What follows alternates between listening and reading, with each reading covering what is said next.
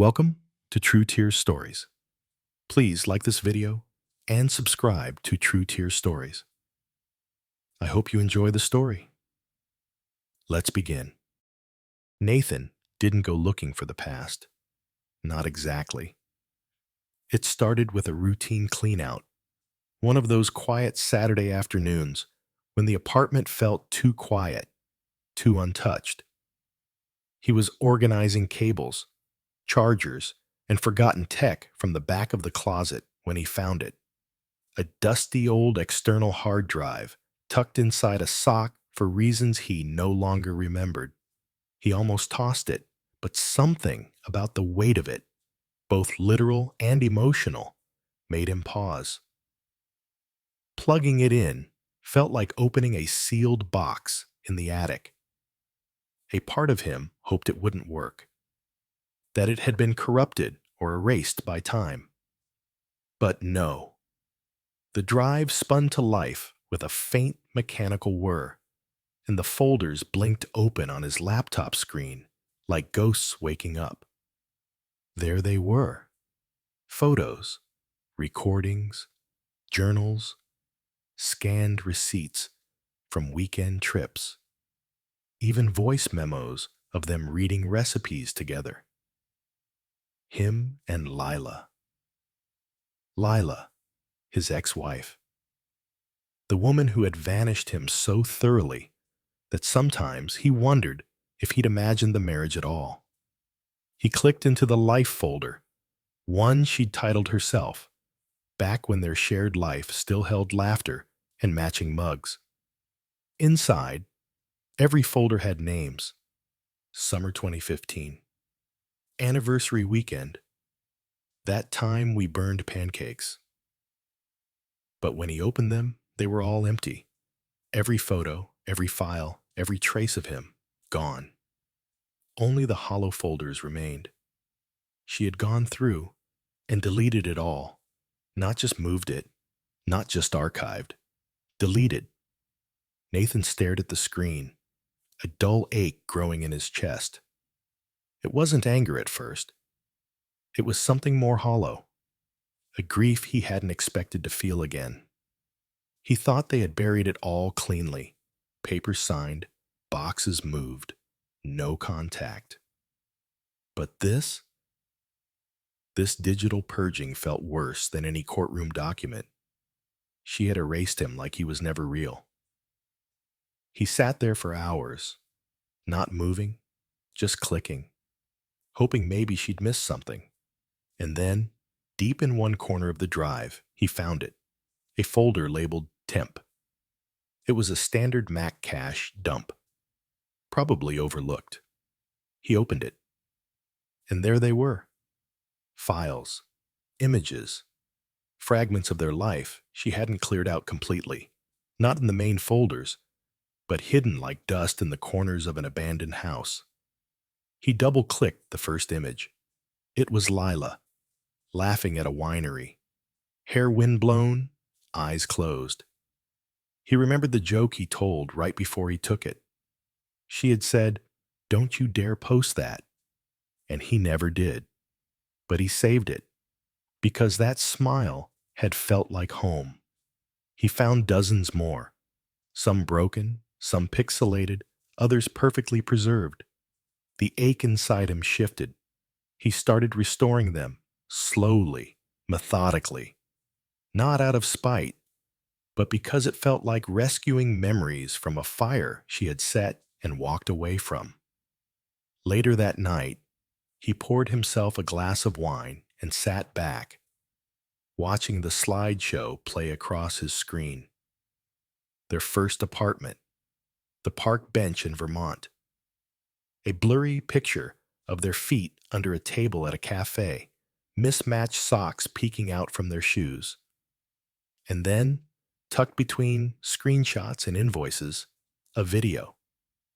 He hesitated before opening it. Then he pressed play. It was a simple clip. Lila filming him as he made a terrible attempt at pancakes. She was off screen, giggling, teasing him. "You're flipping it like it owes you money," she said. Nathan, his younger self, grinned at the camera, cheeks flushed.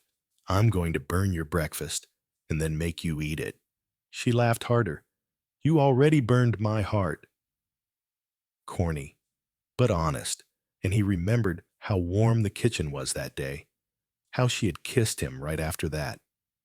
He stopped the video before it ended. His fingers hovered over the keyboard, and an idea took shape. Not petty, not cruel, something else. Something that felt like truth reclaiming its space. The reunion. Their college was hosting its 15-year reunion next month. He had RSVP'd months ago and forgotten. Lila would be there. She always was. Networking, laughing with old friends, performing the polished version of herself that never included the marriage they'd built and lost. He knew what she would expect. Small talk, polite smiles, mutual avoidance. But Nathan wasn't coming to avoid anything this time. If she could delete their story, he could restore it. Not for attention, not for drama, but because he had loved her. And their life mattered, even if only one of them remembered it. Nathan didn't sleep much that night. His mind spun like the old hard drive, whirring with questions, memories, and second guesses. But one thought kept coming back. Clear, steady, undeniable. He wasn't going to confront Lila. He wasn't going to accuse her, yell, or drag the past through the dirt. That wasn't who he was, and it certainly wasn't who he wanted to become. He was going to remind her, not with words, with proof. The reunion was a month away, just enough time to prepare without seeming obsessive. He started slowly, piecing together what he had. Restored photos, that pancake video, a few voice memos she must have missed. He didn't alter them. He didn't edit the audio to make her sound cruel or himself like a saint. He just organized them into a quiet timeline, a digital scrapbook of something real. He borrowed a projector from his office, bought a sleek little remote. He created a looping presentation with soft background music. No title slides, no big reveals, just moments. Real, human, unpolished moments. Each memory stitched together like fabric she thought she'd unraveled. But the question hung in his chest like a stone. Why? Why had she deleted him? They hadn't ended perfectly. No marriage does. But they'd tried. Counseling, space. Long conversations where words started sharp, but ended in silence. It wasn't infidelity or betrayal that ended them. It was erosion. Small compromises that slowly turned into distance. Until one day, she didn't look at him the same way. Until one day she said, "I think we're just done." And maybe she was right. But even that didn't justify erasing him. He hadn't erased her. He still kept the mug she'd given him with the quote about choosing love every day. It had a crack down the side now, but he still used it. Because even when love ended, it had once been whole. The day of the reunion arrived draped in that awkward mixture of nerves and nostalgia. Nathan dressed carefully, not to impress, but to feel rooted in his own skin. He wore a soft gray blazer, the one she once called his gentleman armor, and made sure the USB stick with the slideshow was secure in his inside pocket. The campus was, as he remembered, leafy, brick-lined, filled with echoes of a youth that felt too far away to touch. Laughter bounced between walls, and small clusters of old friends reunited with hugs and loud voices. Nathan moved through it all like a polite shadow, smiling when greeted, nodding at familiar faces. But his mind was already inside the hall. He arrived early. The reunion was hosted in the main auditorium, a space that once held student plays and awkward debates.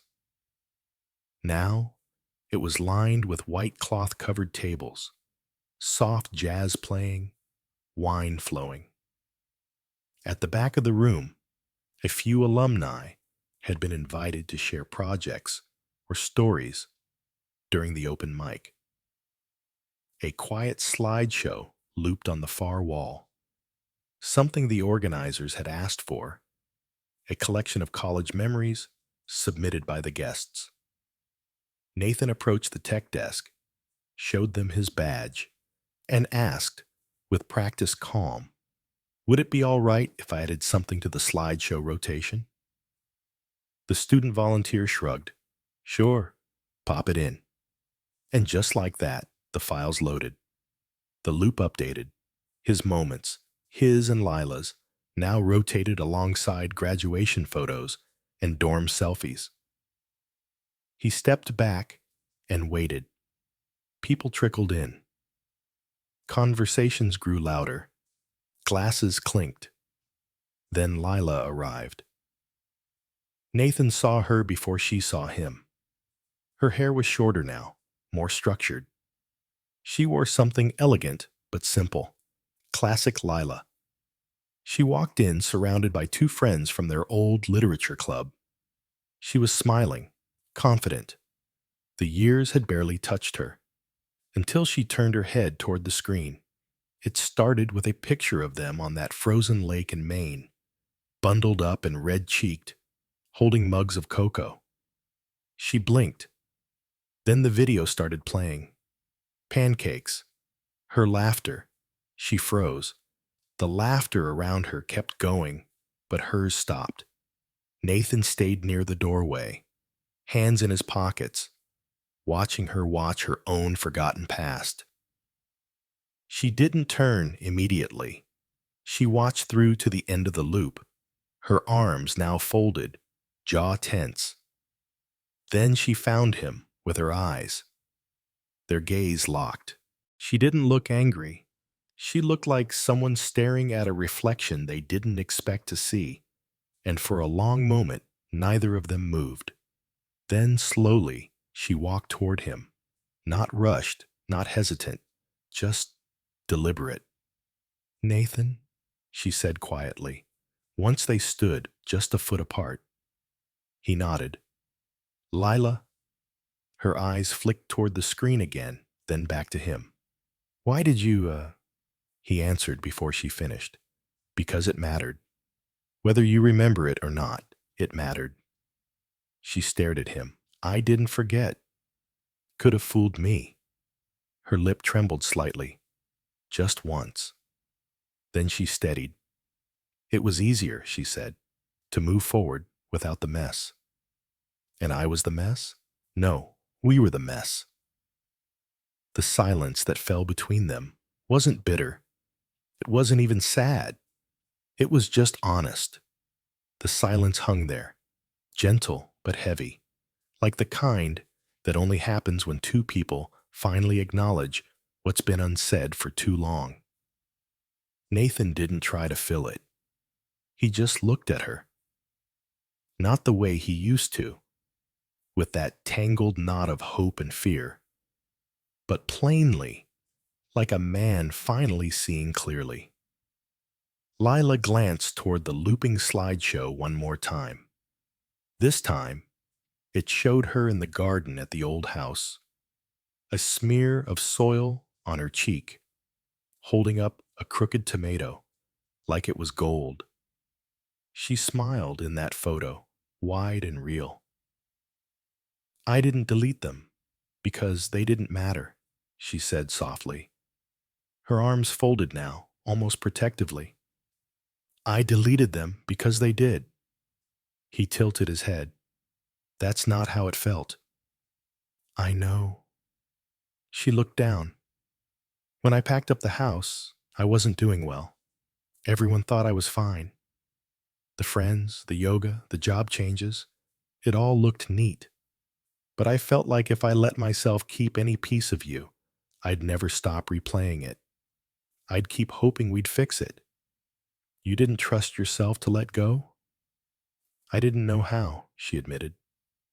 Nathan exhaled through his nose, the tension in his shoulders softening just a little. You could have just said that. I didn't think you'd understand. And now? She looked up. Now, I'm not sure it matters. You've said what you needed to say, in your way. He nodded toward the screen. Not trying to humiliate you. I know, she paused, but that doesn't mean it didn't hurt. He looked at her then, really looked, beyond the tension in her jaw or the carefully applied lipstick. There was weariness there, and something softer, quieter beneath it. Maybe regret. Maybe just the weight of time. I didn't do it to hurt you, he said. I did it because I didn't want to be erased. She gave the barest of nods. Fair? Another pause. Then she said something he didn't expect. Do you want to get some air? Outside, the air was cooler than he remembered. Fall always came early here. The campus lights glowed soft against the dusk, and the laughter and music from the hall faded behind them. They walked slowly down a stone path lined with benches. Neither of them said anything for a while. It was the kind of silence that didn't need fixing. Finally, she stopped and sat. He joined her. I saw a therapist, she said, after a beat. Last year, for the first time. She said I needed to stop deleting things and start owning them. That why you came to the reunion? I thought I could prove something to myself, that I wasn't haunted by you anymore. Nathan smiled faintly. And did you? She looked over at him. I think I proved something else. What's that? That you're not the villain I tried to make you in my head. He chuckled, dry but kind. High praise. Don't get cocky. A squirrel darted past them, rustling the leaves. Somewhere in the distance, a train hummed softly. I'm sorry, she said after a long pause, for making you feel disposable. Nathan looked at the ground, then back up at her. I'm sorry too, for not saying more when I should have. They sat in that space between apologies and forgiveness, not rushing to make it neat, just letting the words breathe. Then she said, Do you still have the tomato garden? He smiled. I let it go wild. It's chaos, but the tomatoes are better for it. She laughed softly. That sounds about right. The moment stretched, neither of them quite ready to stand. Is that it? She asked eventually. The whole slideshow? There's more, he said, but that's all I needed to show. Why stop there? He shrugged. Because I wasn't trying to win, just remind. Lila didn't speak for a moment. Then she reached into her purse and pulled out her phone. She tapped, scrolled, then held it out to him. A photo of him from years ago. Asleep on the couch, their old dog curled against his chest. He hadn't even known she'd taken it. I didn't delete everything, she said quietly. Just most things. He studied the photo, surprised by how moved he was by such a simple image. Why keep that one? He asked. Because you looked happy, she said, and I didn't know how to throw that away. Nathan handed the phone back, his hand brushing hers for a brief second. The contact startled them both, not because it meant anything romantic, but because it still meant something. I think we both held on, just in different ways, he said. She nodded. The reunion music faded as the night deepened. Lights blinked on around the path, casting everything in a soft gold. They sat for a while longer, not quite as strangers, not quite as friends. Somewhere in the middle. I should go, she said eventually. He stood, as she did. I'm glad you came, he said. She smiled gently. I'm glad you didn't let me forget. And then she walked away. Nathan stayed on the bench a moment longer, watching the leaves swirl across the path. Maybe that was enough. Nathan lingered long after the gravel under her shoes stopped crunching. The echo of her goodbye settled into him, not like an ending, but something gentler, like punctuation at the end of a sentence that hadn't quite finished until now. He wandered back toward the hall, not to rejoin the reunion crowd, but because his car was parked nearby. The photos had stopped playing. The screen had gone dark, and someone had put on a playlist of old songs that no one could talk over. He passed a group laughing near the punch table. A few recognized him from earlier. One clapped him on the shoulder and muttered something like, "Well played." But Nathan just nodded and kept walking. That hadn't been the point. Not for him.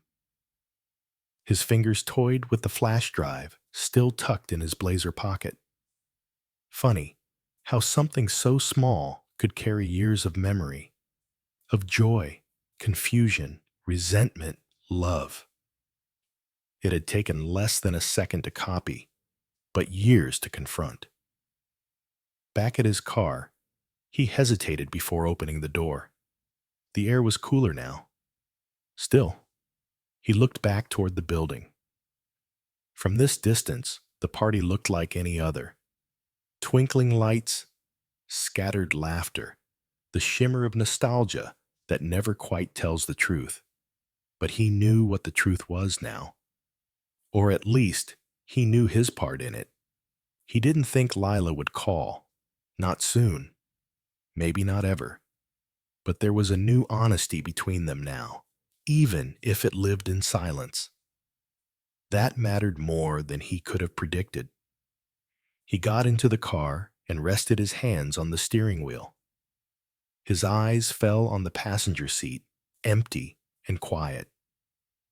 But instead of sadness, he felt a strange steadiness.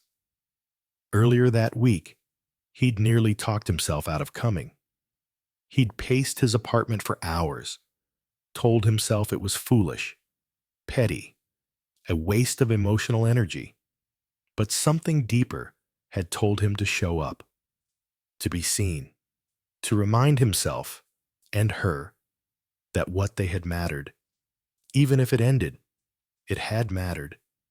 As he drove away, headlights casting shadows across the familiar streets of the town where he used to believe everything would last forever, Nathan let the quiet settle in around him.